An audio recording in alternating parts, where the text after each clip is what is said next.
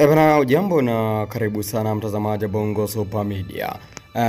Mambo yamekuwa ni mengi kweli kweli katika mitandao mbalimbali ya kijamii. Sasa Rais wa Jamhuri ya Muungano wa Tanzania Dr. Samia Suluhu Hassan ameweza kumjibu Gwajima.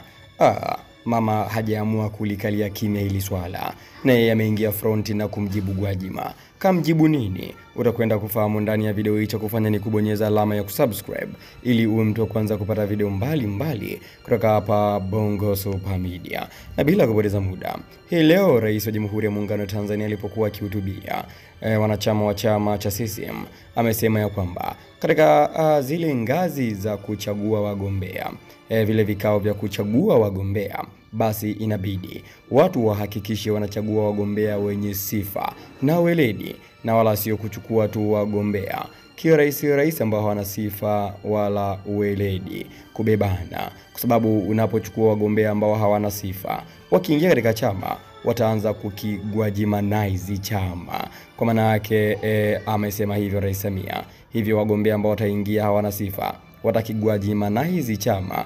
Lakini pia amesema kwamba kwa hiyo hao watu wa namna hiyo, hao wakina Gwajimanize waachwe nje ya chama, kwa maana yake wasigombee. Wakiingia katika CCM wataanza kukigwajimanize chama cha CCM.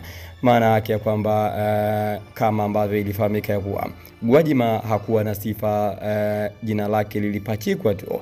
Mtu ambaye alishinda katika kura za maoni walimtoa akamweka Gwajima kwa lazima na akapita. Na mwisho siku mambo ambayo ameyaibua Gwajima yamewakera wana CCM wengi, mpaka Rais Samia naye ametolea ufafanuzi swala hili. Kwa hivyo kwa wale wote ambao wanahusika katika masuala ya kuteua na kuchagua wagombea, wawe makini sana wasiwalete wakina Gwajima tena katika uchaguzi unaofuata. Mama hacheki na wowote. Mtazamaji Bongo Super Media, maoni yako ni yapi kuhusiana na hii kauli ya mama? Andika maoni yako hapo katika sehemu ya comment.